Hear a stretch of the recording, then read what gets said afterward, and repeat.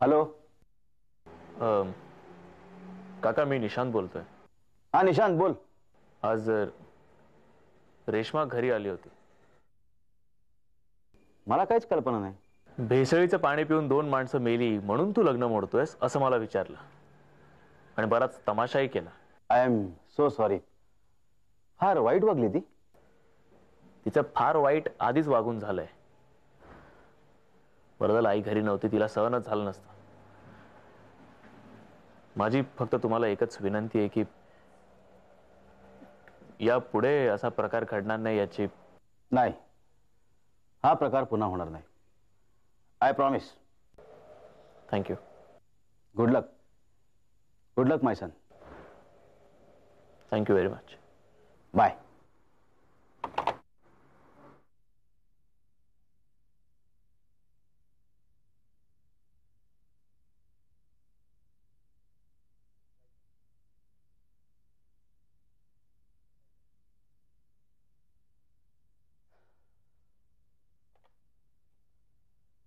Hello operator.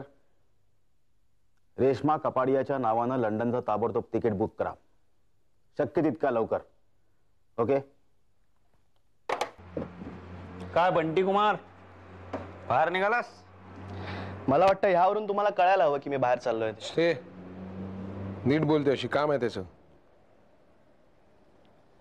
कुठे बाहेर जायचं असेल तर जाऊ नकोस. काही अर्जंट काम आहे? तुझं जास्ती अर्जंट आहे. काय नुकसान होणार आहे कोणाचं? नाही, मी गेलो काय नाही गेलो काय माझं नुकसान नाही होणार, पण उगाच दुसऱ्याचं नुकसान होईल म्हणून. शहाणपणा नको रे. ऐक त्याचं काय ते. मला तेच तेच ऐकून कंटाळा आलाय.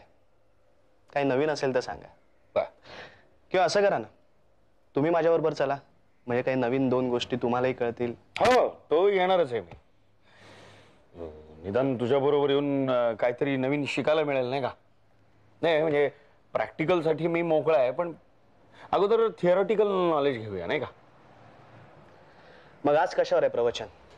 बघितलंस, माझं बघ, त्याचा एवढा मार खाल्ला तरी माझं नाही कमी झालेला. जय अंकल, माझा मार्क्स कमी झालाय ना, तो मार खाण्यामुळे नाही. काय की मार खाण्याची सवय मला लहानपणापासून आहे. हा, काही दिवस ती बंद झाली होती, पण आता तुम्ही सुरू केली. तुम्ही मार दिला नसतात तर पोलीस होतेच. त्या दिवशी शरद काकांनी सोडवलं नसतं मला जामिनावर, तर रात्री माझी धुलाई होतीच. जय अंकल, माझा मार्क्स कमी झालाय तर मी ठरवल्यामुळे. मी कोणाच्या दबावाखाली येऊन काहीच ठरवत नाही. चांगला आहे रे, अतिशय चांगला आहे. पण एक महत्वाची गोष्ट, आपल्या वागण्यामुळे दुसऱ्याला त्रास होईल अशी आपली वर्तणूक नसावी. कळलं? हे बघ बंटी, मी तुला अधूनमधून असं सांगत जाईन, हे कर ते करू नकोस, हा, पण ते ऐकायचं की नाही ते तू ठरवायचंस. ओके? कधीपासून? आजपासून, आत्तापासून. ओके. हो हो हो. वेळ फुकट घालवायचा नाही. चालेल, वेळ फुकट घालवायचा नाही. मग मी निघतो माझ्या कामासाठी. गेला. तू ह्याच्याशी चर्चा करतो, चर्चा करायची करतो. यार याला एकच भाषा कळते, मार झोड. जया, अरे पेशन्स ठेव रे. इतके दिवस ठेवलेस ना तू. मग पेशन्स ठेवू? पेन्शनीत निघेन मी, पेन्शनीत. अरे ह्यांच्यासमोर तुझी सायकोलॉजी वगैरे काय कामाची नाही रे. यांना आठवड्यात नाही एकदा चोपलाच पाहिजे धरून. चला, मग मी निघतो हॉटेलवर. का? हो, मी जातो मग. हे,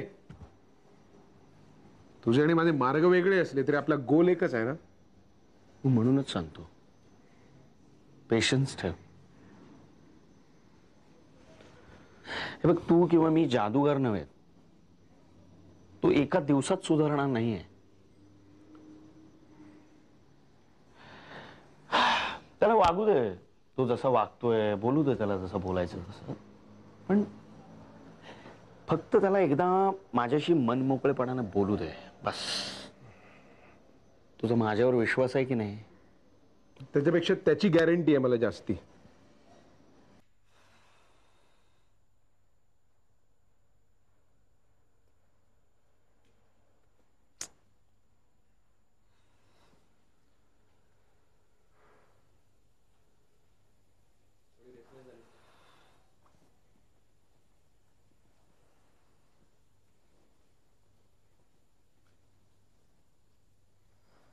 सॉरी, वाट पाहावी लागली ना. नाही, इट्स ओके. ते आणलंय ना? ऑफकोर्स, प्रॉमिस केलंय ना मी. शब्द पाळणारच. तुला घाई काय आहे एवढी? कुठे जायचंय? बस ग, मस्तपैकी जेवायला जाऊया. नाही, नको. ठरवलेलं काम वेळेत झालं की मला बरं वाटतं. स्वस्थता वाटते. हाच फरक आहे राजकारण्यांमध्ये आणि पत्रकारांमध्ये. सगळ्यात आधी बातमी कुणाला मिळते ह्याच्यासाठी कॉम्पिटिशन, फ्रंट पेज. कारण काय आहे मृणालजी, तुम्हा राजकारणी मंडळींना आपली न्यूज फ्रंट पेजवर यावी, आपली छबी झळकावी असं वाटत असतं आणि म्हणून आमची घाई असते.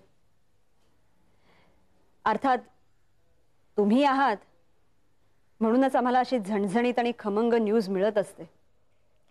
अशी खमंग बातमी मी तुला देणार आणि थोरात राजकारणातून मुख्यमंत्री पदावरून हटणार. मृणालजी, राजकारणातून कधीच कुणीच आपणहून निवृत्त होत नाही आणि कुणाचं नशीब कधी फळफळेल तेही सांगता येत नाही. पण त्यासाठी योग्य संधीची वाट पाहावी लागते. सावज शिकारीच्या टप्प्यात यावं लागतं आणि एकदा ते आलं की मग बंदुकीचा बार टाकायचा. एका ज्येष्ठ राजकारण्याचं जाहीर भाषण तू वाचलंच असशील. तुला पुरावा पाहिजे ना? हा घे. ह्या थोरातांच्या मुलाच्या मार्कलिस्ट आहेत. ह्यातली जी नापास झालेली आहे ती खरी आहे आणि मार्क वाढवलेली खोटी. आता ही न्यूज तू कोणत्या प्रकारे देतेस ह्याच्यावर हा फुसका फटाका आहे का ॲटम बॉम्ब आहे हे ठरणार आहे. नाही, काय आहे, मुळात दारूत स्फोटकता असावी लागते आणि मग ती कुणाच्या हातात पडते याला महत्व आहे. नाहीतर कधी कधी असं होतं की वात काढलेलीच नसते आणि उडवणाऱ्याला त्याची कल्पनाही नसते. नाही, ह्यात भेसळ नाहीये. स्फोट होणार, आवाज येणार आणि ह्या स्फोटात काहीतरी गडगडणार एवढं निश्चित. ही थोरातांच्या मुलाची मार्कलिस्ट आहे. रेकॉर्ड करत नाहीयेस ना? नाहीतर मला गोत्यात आणशील. आणि असा काही प्रयत्न तू केलास तर तुझी खैर नाही. ह्याच्यात वाढीव मार्क कुठल्या विषयात आहेत हे नाही, डिटेल्स नको आहेत. ऑथेंटिक डॉक्युमेंट्स आहेत. Now you just wait for the front page. Thank you. Thank you very much. Anyway, निघते आता. बाय द वे, तुझ्या त्या मित्राचा फोटो झळकला नाही बऱ्याच दिवसात. आहे ना दोस्ती? का आता त्याने संपवली दोस्ती? शोधपत्रकारिता ही तुमची मोनोपॉली नाही. मृणालजी, तुम्ही माझ्यापेक्षा वयाने मोठ्या आहात. कदाचित पुढे मागे कधीही तुम्हाला माझी किंवा मला तुमची गरज लागू शकेल. भोचकपणा करणं हा आमचा धर्म आहे.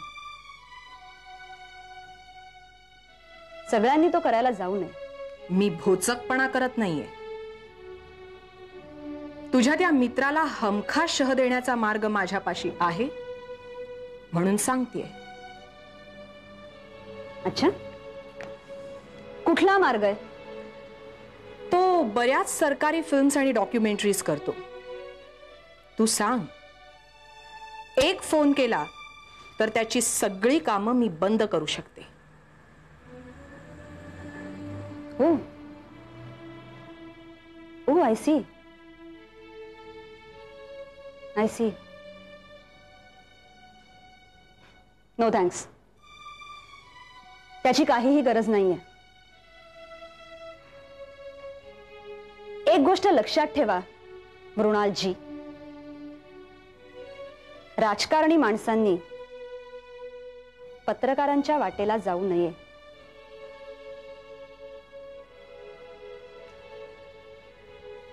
माझ्या खाजगी आयुष्यात डोकावू नका, हा इशारा समजा किंवा धमकी. नाही, पेपर्स आत्ताच आले त्यामुळे मला नाही वाटत तिने काही वाचलंय अजूनपर्यंत. नाही, वाचल्यावरच कळेल ना काय तिचं त्याबद्दल. हा, आय थिंक ती तेच वाचतीये. नाही, रिॲक्शन अजून मला नाही कळलेली, पण I have to be prepared. हा, मी नंतर फोन करते. ओके, हा, बाय. याचा अर्थ काय?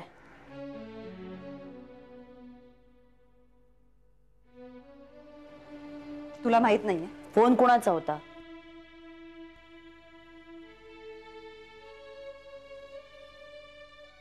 मृणाल धुरंधरचा. तिला तर काय हवंय?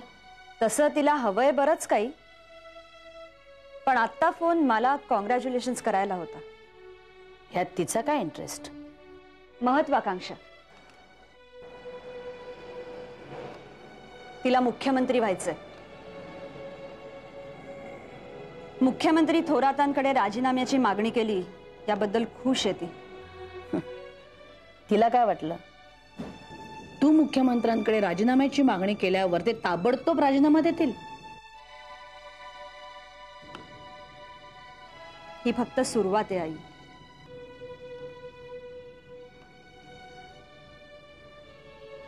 आज ठिणगी पडली. आई, तू मृणाल धुरंधरला फालतू समजू नकोस. अख्ख्या महाराष्ट्रभर मोहोळ उठवू शकते ती. पार दिल्लीपर्यंत आवाज उठवेल ती. ही मार्कशीट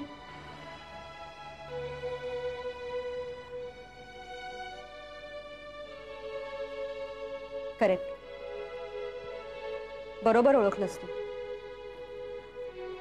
पण ही मार्कशीट तिला कशी मिळाली हे तू मला विचारू नकोस, कारण हे मी तिला विचारलेलं नाही. काय तसं विचारण्याची आमच्याकडे पद्धत नसते. अच्छा, म्हणजे तुम्ही पत्रकार मंडळी बातमी मिळवण्यासाठी कुठलाही विधिनिषेध, कुठली नैतिकता वगैरे पाळत नाही. मग आपल्या आईला बदनाम करून तिला चव्हाट्यावर आणून अशी एक्सप्लोजिव्ह न्यूज मिळवायची आणि पाठ थोपटून घ्यायची, बस.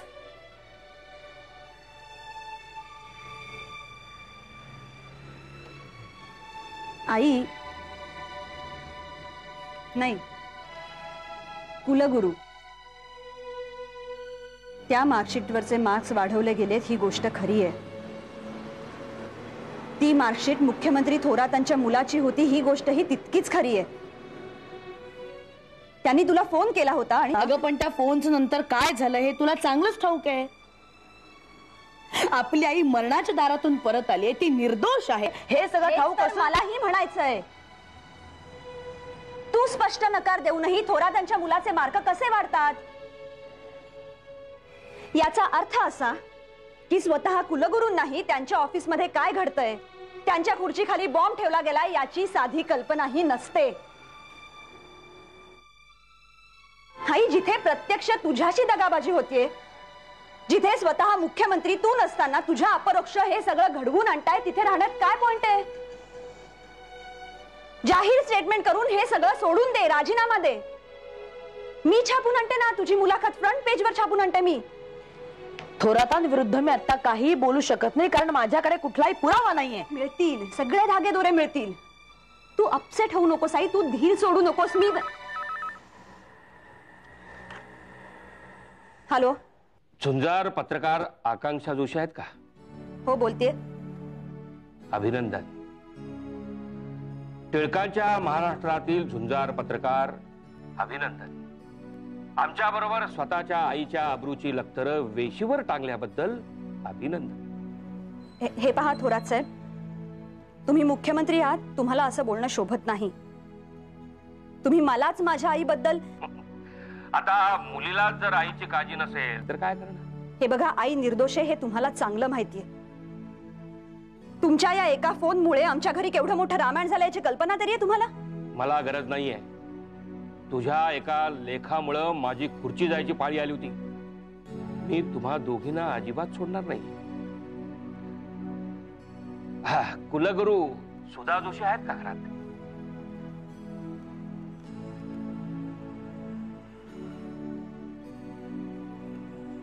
हॅलो, नमस्कार कुलगुरू सुधा जोशी. नमस्कार. चांगले पांग फेडले. उपनगरातल्या कॉलेजमध्ये प्रिन्सिपल होतात. तिथून उचलून मी तुम्हाला कुलगुरू केलं. हे बघा थोरात साहेब, तुम्ही या राज्याचे मुख्यमंत्री आहात, तेव्हा माझ्याशी अशा भाषेत तुम्ही बोलू नका. तुमची खुर्ची तुम्हाला तर सोडून चालेल म्हणून तुम्ही सैरभैर झालेत, पण मी तुमच्यासारखी वागू शकत नाही. मी एक शिक्षक आहे. मी माझ्या चांगल्या संस्कारांमुळे अशी बेईमान होऊ शकत नाही. आणि कुलगुरुपद काय हो, असलं काय नसलं काय, नाहीतरी मी टेम्पररीच होते नाही का. बाजारात विकाऊ माल खूप आहे, त्यांना तुम्ही विकत घ्या. माझ्या वाटेला जाऊ नका.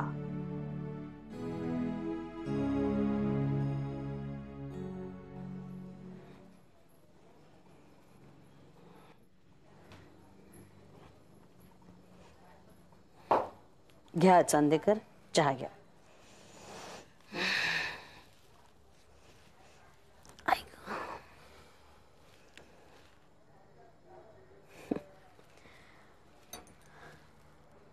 परत परत बघून काय फरक पडणार आहे? आपण किती इनएफिशियंट आहोत हे माझ्या मुलीनं जाहीरपणे सिद्ध केलंय. मॅडम, त्या फाईलचा प्रवास पाहत होतो.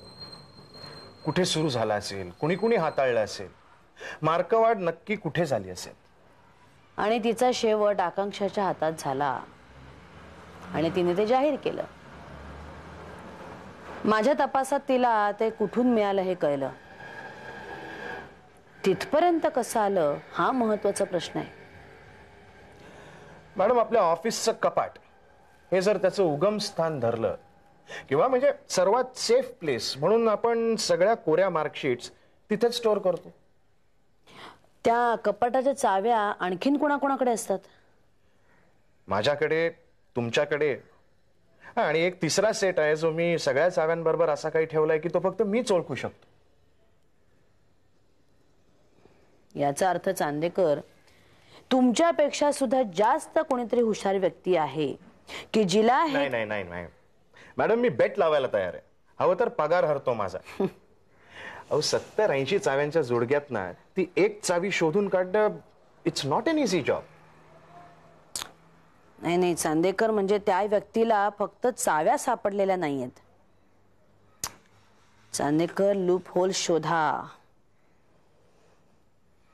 याचाच अर्थ चांदेकर, आपली जी प्रिझर्व करण्याची आत्ताची पद्धत आहे ना ती फुलप्रूफ नाहीये. पण मॅडम, आपण पद्धत बदललेलीच नाहीये, जुनीच पद्धत वापरतोय. हा बदल इतकाच केलाय की चाव्यांचा तो तिसरा सेट मी इतर चाव्यांबरोबर मिक्स करून टाकला. तो मिक्स करण्याच्या अगोदर कोणाकडे होता? कर्णिकबाईंकडे. त्याच सगळं बघायच्या. हे विद्यापीठ त्याच चालवायच्या अनऑफिशियली. कुलगुरू होत्या त्या. शिवाय सर्वात सिनियर होत्या. नवं कोणी आलं तर त्यांच्या मार्गदर्शनाशिवाय पर्याय नव्हताच. आणि सगळं काही व्यवस्थित चाललंय म्हणून त्यावेळेचे कुलगुरू आणि रजिस्ट्रार यांनी थोडंसं दुर्लक्ष केलं. चांदेकर, हा गोंधळ कुणी घातलाय, ह्याच्या मागे कोण आहे हे आता शोधायची काही गरज नाहीये. तिच्याकडे या चाव्या कशा आल्या हे आता आपल्याला शोधायला हवं. कर्णिक मॅडमची आणि साहेबांची खूप जुनी ओळख आहे. मॅडम, आपल्याकडे पुरावा नाहीये. मला तर असं वाटायला लागलंय की मोठे साहेब आपल्याला जबाबदार धरणार. ऑलरेडी वृत्तपत्रात ना याच्याबद्दल चर्चा सुरू झालेली आहे. आपण निर्दोष आहोत हे आपल्याला सिद्ध करावं लागणार आहे मॅडम. हो, पण म्हणूनच दोषी कोण आहे हे पुराव्यानिशी आपल्यालाच सिद्ध करायला लागणार आहे चांदेकर. काय? Yes madam. म्हणून आता वेळ काढू नका, कामाला लागा.